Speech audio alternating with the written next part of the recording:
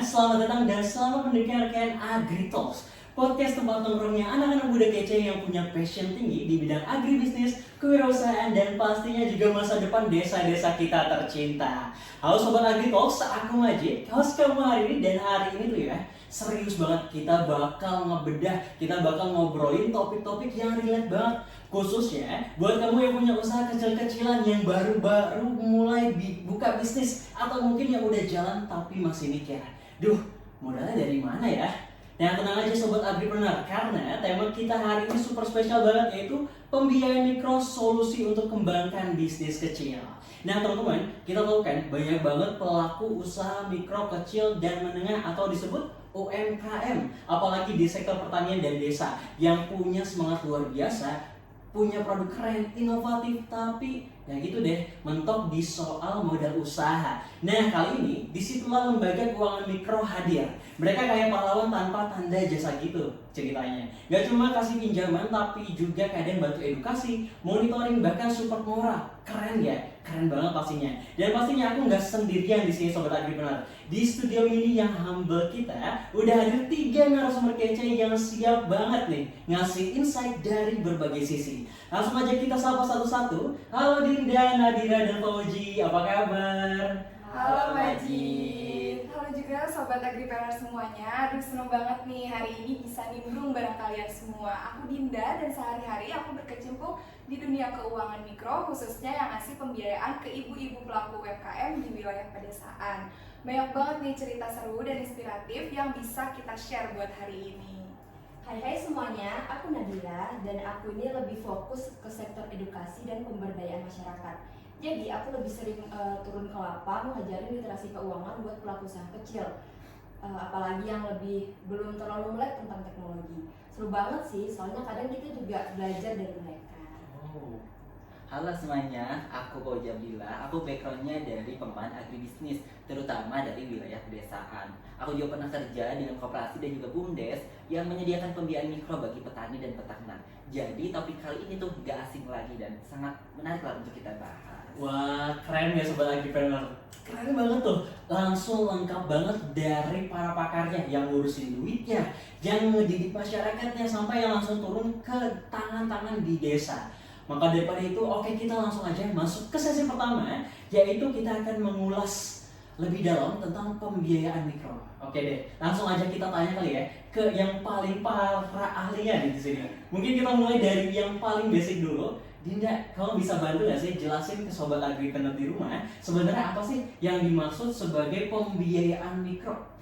Oke Majid, bisa banget aku jelasin. Jadi gini teman-teman semua, pembiayaan mikro itu sebenarnya sederhananya adalah pinjaman atau layanan keuangan dalam jumlah kecil yang ditujukan buat para pelaku usaha kecil. Nah biasanya nih mereka ini belum tersentuh sama sekali oleh lembaga keuangan formal kayak bank gitu. Wow, berarti lembaga keuangan mikro itu solusi buat mereka yang emang punya rekening bank tapi susah ngajuin pinjaman ke bank ya?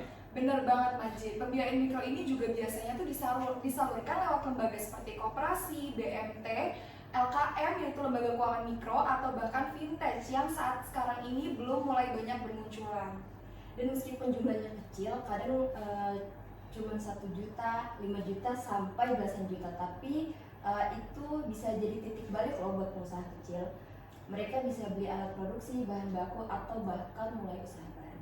Nah, betul banget. Yang penting aksesnya dulu gitu. Karena banyak selama ini tuh usaha-usaha tuh cuma muter dengan modal-modal segitu aja gitu. Tapi dengan adanya tambahan dari pembiayaan mikro ini, sedikit tambahan pun usahanya bisa berkembang. Oh wow, keren banget. Nah Sobat Agripreneur di rumah nih makin jadi lebih paham nih tentang pembiayaan mikro. Tapi kalau udah tahu definisinya, kita mungkin ulik lebih dalam nih. Kenapa sih si pembiayaan mikro ini jadi krusial banget buat UMKM, khususnya di sektor bidang agribisnis? Nah jadi nih kalau misalnya kita lihat dari datanya ya, lebih dari 70% UMKM di Indonesia tuh belum punya akses ke kredit formal. Nah padahal sebagian besar dari mereka itu ada di sektor pertanian, perikanan, dan juga perdagangan kecil. Nah iya benar, dan mereka itu juga sering loh lihat kita di pasar tradisional, warung-warung kecil, atau petani sayur yang jualan di subuh-subuh. Potensinya itu besar, tapi mereka sering kehabisan napas karena nggak ada suntikan dana. Dan bukan cuma uang loh, Jadi banyak lembaga keuangan mikro ini juga kasih pelatihan dan pendampingan buat petani dan UMKM gitu.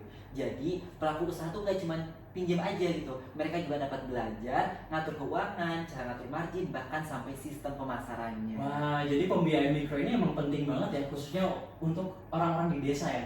Karena ini tuh bukan cuma kita ngasih kail doang, tapi kita ngajarin cara mancing juga, bener ya? Betul banget. Wow, keren banget nih. Teman-teman agripreneur, sekarang pertanyaan yang pasti banyak banget ditanyain sama sobat agripreneur di rumah. Sebenarnya cara kita dapetin pembiayaan mikro itu kayak gimana sih? Terus lembaganya tuh apa aja yang bisa disalurin dananya ke penerima hibah ini? Wah, pertanyaan bagus tuh Majid. Jadi mekanismenya tuh sebenarnya cukup sederhana. Misalnya nih, pelaku UMKM atau petani datang ke lembaga pembiayaan mikro, kayak koperasi, bank atau LKM. Di situ mereka mengajukan permohonan pembiayaan. Nah, selain itu juga pihak administrasi lembaga bakal ngecek kelengkapan syarat-syaratnya. Kalau udah oke nih semuanya, maka semuanya itu akan diproses melalui akad atau kesepakatan. Pelaku usaha ini tuh mengisi formulir yang akan disediakan nantinya. Terus nanti tinggal tunggu pencairan dana deh. Terus prosesnya nggak ribet juga kok, apalagi kalau lembaganya emang udah dekat sama masyarakat. Nah iya betul banget. Oleh karena itu kenapa nih alasan si pembiayaan mikro ini sangat cocok buat masyarakat desa? Karena ini pertama aksesnya mudah dan cepat. Kemudian yang kedua gak perlu jaminan yang besar.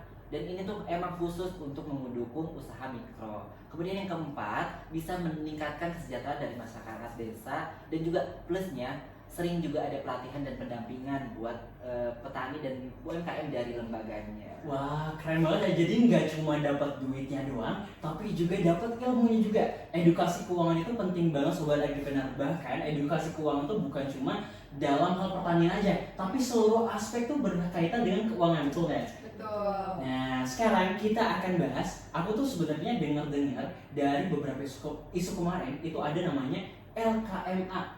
Tapi aku masih bingung tuh LKMA itu apa? Karena yang aku tahu LKMA itu kayak lembaga keuangan mikro agribisnis. Nah, sobat agripreneur di rumah juga pasti pada bingung nih, LKMA itu apa sih Kak? Nah, Dinda boleh jelasin nggak sih LKMA itu apa sih? Boleh banget Majid. Jadi benar apa yang dibilang Majid tadi teman-teman. LKMA itu bisa disebut juga dengan lembaga keuangan mikro agribisnis yang merupakan unit usaha simpan pinjam atau permodalan otonom yang dimiliki oleh Gapoktan. LKMA ini juga muncul dari program PUAP alias pengembangan usaha agribisnis perdesaan yang dananya disalurkan lewat bantuan langsung oleh masyarakat.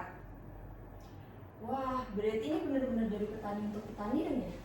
Bener banget Nat.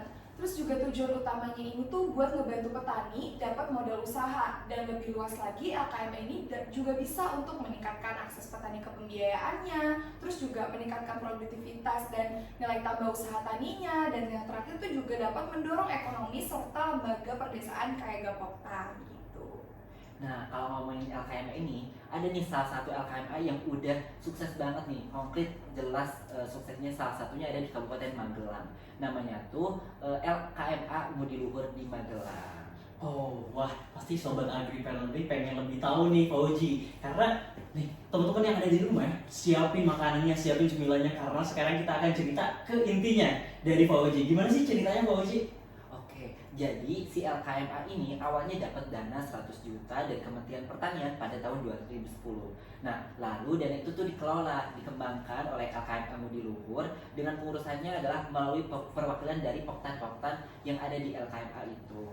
Nah, rata-rata anggotanya itu adalah petani salak lumut. Petani salak? Wah, unik juga ya. Nah, iya betul banget. Bahkan LKMA Umudi Luhur sendiri saat ini udah mempunyai 500 anggota aktif dan udah tahu belum omsetnya berapa? Coba tebak. Omsetnya berapa? Sobat agripreneur ada yang bisa tebak nggak? Kayaknya aku tebak 1 miliar bukan? Salah. Berapa? Bahkan sampai April 2023 omsetnya udah mencapai 3,3 miliar. Wow, 3,3 miliar. Keren banget. banget. Dari pembiayaan mikro ya Fauji? Iya betul. Keren banget ya tadi, dan mereka tuh udah berbadan hukum koperasi dari OJK loh. Terus juga jadi makin kuat dan terpercaya gitu gak sih? Nah iya bener banget. Dan yang uniknya lagi, mereka tuh punya program ATM. Nah, ATM ini tuh singkatan dari ada telepon mangkat. Jadi alias jadi mereka tuh punya pelayanan yang cepat gitu, cuma lewat telepon terus mereka langsung datang. Jadi apa ya, petani nggak usah ribet-ribet datang ke kantor. Wow, ada program yang namanya ATM ya. Angkat, telepon, mangkat, Mangkat. langsung cus berangkat ya. Jadi cepet banget untuk pembiayaan mikro ini. Nah sekarang kita pengen coba bahas tentang contoh nyatanya nih. Mungkin ke Dinda nih. Dinda, ada nggak sih contoh UMKM yang sukses karena pembiayaan mikro ini? Ada Majid, aku punya satu cerita nih. Salah satunya itu adalah Bu Yanti. Bu Yanti ini tuh siapa sih? Beliau ini tuh merupakan pengusaha keripik pisang di Garut. Awalnya beliau cuma produksi 2 kilo aja nih per hari, pakai alat manual.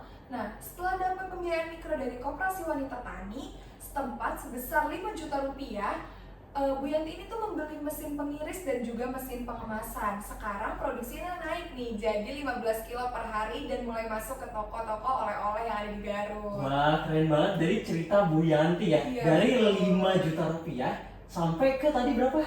Iya, dari 2 kilo jadi ke 15 kilo per hari 2 kilo sampai 15 kilo. Iya, betul banget. Wah itu gapnya gede banget cuma karena pembiayaan mikro ya. Benar. Wah keren banget ceritanya dari Dinda. Nah sekarang kita beralih nih ceritanya dari Nadira. Nadira, kamu punya cerita gak sih tentang pembiayaan mikro ini? Iya Wajid, jadi aku juga punya cerita ya. Ini di Cianjur, ada namanya Pak Rahmat, petani cabai. Ia tuh kesulitan tahu untuk modal beli pupuk. Lewat program pembiayaan mikro dari LKM berbasis pesantren ini, ia dapat pinjaman tanpa bunga sebesar 3 juta rupiah Wow. dalam 2 musim tanam. Hasil panennya ini meningkat dan ia bisa melunasi pinjaman lebih cepat. Wah berarti cepet banget ya. Kita dari minjemnya terus ngebalikin uangnya cepet juga. Iya. Wah keren banget. Cuma ada di pembiayaan mikro ya Iya, itu. betul banget. Nah, kalau tadi teman-teman sobat agripreneur, kita udah dengerin cerita dari Dinda dan juga Nadira. Mungkin kita pengen denger lagi dari Pak Uji. Pak Uji, boleh gak sih kasih sedikit insight nih buat sobat agripreneur di rumah tentang pembiayaan agribisnis? Nah, tentu ada lagi nih, aku juga pernah dulu nih ikut magang di BMT yang mendampingi peternak ayam yang skala kecil. Nah, mereka tuh awalnya hanya punya 100 ekor ayam gitu. Nah, setelah mendapatkan pembiayaan mikro ini dan juga pelatihan manajemen, mereka sekarang bisa naik kelas, bahkan ada yang udah punya lebih dari 1.000 ekor ayam. Wow, 1.000 ekor ayam. Iya. Itu jumlah gede banget ya. Bayangin satu ayam bertelurnya 5. Kalau kali 1.000, 5.000 ya jadi. Jadi banyak banget itu. Banyak banget, bayangin untung berapa dari satu butir telur dijual keluar nanti ditambah untuk biaya pembiayaan mikro, betul nggak? Cuma karena pembiayaan mikro. Cuma karena pembiayaan mikro, wow. Bisa naik kelas. Bisa naik kelas. Aku speechless banget nih sobat-sobat agripreneur di rumah ngedengerin cerita-cerita dari tamu-tamu kita yang tentunya insightful banget. Insightful pisan kalau kata Sunda mah. Nah sekarang banyak banget ternyata pelaku UMKM tuh yang emang udah menggunakan pembiayaan mikro dan pastinya terjamin dari OJK tentu kan. Iya. Nah sehingga memberikan banyak manfaat banget nih buat para pelaku UMKM di Indonesia bahkan ya. Nah teman-teman, kita udah ngobrol banyak tentang gimana sih lembaga keuangan mikro itu punya peran nih dalam mendorong usaha kecil. Tapi kita juga tahu nih dalam praktiknya pasti pembiayaan mikro itu gak selamanya mulus. Pasti ada banyak kerintangan, betul nggak? Benar banget. Bener banget. Udah kelihatan ya teman-teman, muka-mukanya banyak penuh rintangan deh di sini. Udah melewati berbagai macam rintangan untuk mengkampanyekan pembiayaan mikro di desa-desa kecil tentunya. Nah aku penasaran banget nih Kak tentang kalau dari pengalaman kalian, apa sih tantangan terbesar dalam implementasi pembiayaan mikro ini ke masyarakat? Aduh, pertanyaan Majid ini dalam banget ya teman-teman ya. Tantangan paling mendasar tuh menurut aku tuh literasi keuangan. Banyak banget pelaku usaha kecil yang belum benar-benar memahami gimana sih caranya untuk mengelola uang usaha dengan baik dan juga bijak gitu. Misalnya mereka belum tahu bedanya dana untuk modal kerja, kayak buat beli bahan baku ataupun alat usaha, dengan dana untuk kebutuhan pribadi juga. Nah, karena kurang pemahaman ini nih, uang pinjaman yang niatnya buat mengembangkan usaha tuh kadang malah kepake nih buat hal-hal yang konsumtif atau hal-hal yang kurang penting gitu ya. Bisa buat beli barang konsumsi, bayar utang rumah tangga, atau bahkan hal-hal yang sebenarnya bisa buat ditunda dulu gitu. Wow. Iya benar, dan ini tuh lebih efek domino gitu. Begitu dana usaha terpakai, buat kebutuhan konsumsi, usahanya jadi nggak bisa jalan maksimal. Omsetnya juga turun dan akhirnya cicilan ke lembaga keuangan juga jadi tersendat. Nah, masalah keterlambatan pembayaran ini juga jadi tantangan berikutnya, apalagi buat pelaku usaha yang penghasilannya musiman, kayak petani, nelayan, atau bahkan pedagang musiman. Mereka cuma punya pemasukan besar di awal tertentu, jadi mereka jadwal cicilannya nggak sesuai dengan arus kas mereka. Ya akhirnya nunggak, makanya menurutku mereka penting banget nih adanya pendekatan yang lebih manusiawi dan fleksibel dalam merancang skema pembiayaan, misalnya bisa dicicil setelah panen atau berdasarkan siklus usaha mereka. Nah, jangan lupa juga dari sisi lembaga keuangannya, mereka tuh sendiri punya tantangan yang besar. Nah, salah satunya adalah soal asesmen risiko alias dari penilaian kinerja dari kelayakan calon nasabah.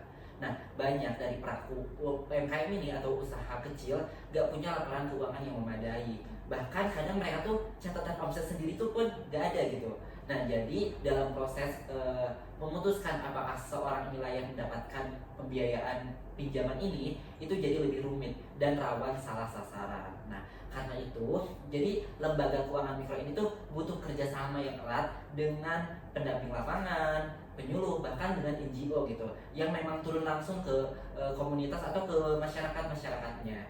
Jadi mereka bisa ngasih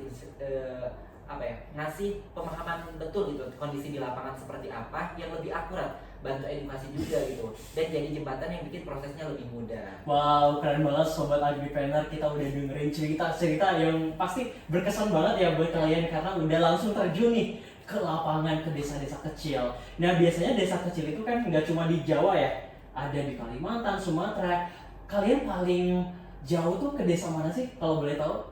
Kalau dari aku, Kalimantan tuh desa yang paling jauh yang pernah aku datengin. Wah, di Kalimantan. Iya, betul. Wah, kalau Fauji di mana Fauji? Kalau aku sejauh ini masih di Jawa aja sih. Oh, di Jawa. Lebih tepatnya di Jawa mana tuh Fauji? Di Jawa Tengah. Oh, Jawa Tengah. Wah, kalau Nadira dari mana? Kalau turun lapangnya? Kayaknya aku dengar-dengar dari Dinda tuh tadi kita ngobrol kan di belakang, katanya Nadira itu ke daerah Papua ya Nadira? Oh iya, bener banget Wajib. Oh, sampai ke daerah Papua, bahkan gak cuma di Jawa doang. Tadi di Kalimantan, Dinda sampai ke Papua, pembiayaan mikro itu udah kesebar banget luas di Indonesia. Betul banget. Nah, katanya pembiayaan mikro ini didukung juga sama pemerintah. Pemerintah kita itu Presiden Prabowo. Betul. Betul. Aku sampai lupa nih karena momen itu wah, kita nggak boleh bahas itu di sini. Nggak boleh bahas karena ini pembiayaan mikro Sobat Agripreneur. Tanya nih ke kalian semua tentang tantangannya ketika mempromosikan pembiayaan mikro di desa-desa. Katanya di Gen Z sekarang ini desa itu aduh minim banget sinyalnya. Apakah benar Dinda, Nadira, Fauji? Iya sih Majid, bener banget. Kalau buat aku sendiri, tantangan yang aku hadapi selama waktu ke Kalimantan itu kan aku paling jauh ke Kalimantan ya. Tantangan yang paling aku hadapi itu yaitu internet yang susah, terus juga mungkin komunikasinya yang terbatas kali ya, karena bahasa yang kita gunakan juga beda kan. Jadi kayak mungkin dari segi komunikasinya juga agak susah aja sih gitu. Benar. Kalau aku sendiri di Papua tuh juga paling jauh ya menurut aku. Itu juga terkendala banget, untuk jaringan tuh susah banget. Di sana juga untuk kayak kan otomatis kita kalau misalnya mau ke masyarakat tuh harus butuh transportasi dan yang lain-lain gitu kan. Saya juga transportasi itu susah banget. Apalagi di pedesaan banget ya Iya Papua. benar. Kalau Fauji gimana Jawa Tengah? Betul banget sih. Tadi jaringan, kalau aku tuh lebih ke komunikasinya sih Majid. Jadi karena petani-petani atau peternak tuh rata-rata mayoritas udah tua ya. Jadi kadang kita tuh susah tuh buat mengkomunikasikan pembiayaan mikro ini dengan petani-petani yang udah tua gitu. Wow, seru banget nih, kita udah ngedengerin pengalaman langsung turun ke desa sampai susah senengnya sendiri. Wah, keren banget. Nah, setelah kita udah bahas nih soal tantangan-tantangan, sekarang aku mau ngajak kita semua buat sedikit berandai-andai nih. Coba kita lihat ke depannya. Kalau misalkan pembiayaan mikro ini dikelola dengan baik dan terus berkembang, kira-kira harapan dari kalian tuh apa aja sih yang bisa kita lihat di masa depan? Nah, kalau misalnya harapan aku pribadi sih ya, aku punya harapan besar banget gitu. Aku ngebayangin kalau misalnya literasi keuangan makin meningkat dan juga akses ke pembiayaan ini bisa makin luas, pelaku usaha kecil di desa-desa bisa naik kelas juga. nggak cuma bertahan tapi juga berkembang gitu. Mereka bisa punya omset yang stabil, bisa nyekolahin anak-anaknya lebih tinggi juga, dan bahkan bisa buka lapangan kerja kecil-kecilan gitu di komunitas mereka sendiri. Jadi efeknya itu nggak cuma buat satu keluarga, tapi bisa buat berdampak lingkungan ke sekitar juga, meluas. Wow. Bener banget, Din. Dan aku juga percaya kalau lembaga keuangan mikro ini makin banyak yang mengadopsi teknologi digital kayak aplikasi pencatatan keuangan sederhana atau platform pinjaman online berbasis komunitas. Maka akan makin banyak nih masyarakat pelosok yang terjangkau. Nggak perlu lagi datang jauh-jauh ke kantor buat pinjam untuk nyetor cicilan. Tinggal klik di HP, langsung bisa akses, teknologi bisa jadi game changer buat masa depan pembiayaan mikro. Wow, keren banget. Nah, kalau dari aku ya, kedepannya mungkin aku berharap regulasi dari pemerintah juga makin mendukung gitu.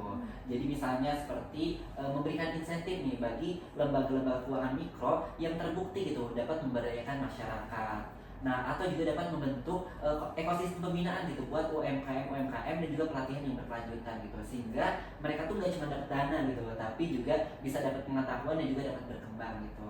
Juga dengan dukungan yang seimbang ini tuh antar kebijakan, teknologi dan juga edukasi, aku yakin banget gitu bahwa si pembiayaan mikro ini tuh bisa jadi tulang punggung ekonomi bagi rakyat. Amin. Semoga harapan-harapan ini bisa beneran terwujud ya. Karena kalau kita lihat potensi usaha mikro di Indonesia itu luar biasa banget. Dan lewat sistem pembiayaan yang tepat, semua itu bisa jadi nyata teman-teman Sobat Agripreneur. Jadi buat teman-teman pendengar nih Sobat Agripreneur di rumah, yuk kita sama-sama dukung ekonomi lokal, entah itu lewat edukasi, kolaborasi, atau sekedar beli produk UMKM doang. Karena dari langkah kecil bisa lahir perubahan besar, betul nggak? Betul. Wah, gokil banget nih teman-teman Agripreneur. Dari tadi kita udah dengerin cerita-cerita inspiratif yang bikin semangat. Jadi bisa kita simpulkan nih bahwa pembiayaan mikro itu yang pertama bukan cuma soal modal, itu paling penting banget nih, tapi juga soal pemberdayaan, soal kepercayaan, dan juga soal harapan buat masa depan desa-desa di Indonesia. Ya, betul banget Majid. Terus juga skema pembiayaan mikro yang tepat ini kita bisa jadi mendorong UMKM tumbuh lebih cepat, petani juga bisa lebih mandiri, dan desa juga jadi pusat pertumbuhan ekonomi yang lebih berkelanjutan. Dan jangan lupa, Sobat Entrepreneur juga bisa mulai dari sekarang gabung ke kelompok tani, koperasi, atau cari tahu soal LKMA terdekat di desamu. Siapa tahu ini langkah awal buat kamu jadi pembisnis sukses. Nah, iya, kuncinya apa? Kolaborasi, edukasi, dan juga keberanian untuk memulai. Nah, itu dia Sobat Agripreneur di rumah. Terima kasih banyak buat Dinda, Nadira, dan Fauji udah berkesempatan hadir di podcast kecil-kecilan kita. Dan terima kasih juga buat Sobat Agripreneur di rumah yang udah dengerin sampai akhir tadi. Jangan lupa follow podcast AgriTalks dan share episode ini ke teman-teman kalian di rumah ya. Sampai jumpa di podcast AgriTalks episode selanjutnya.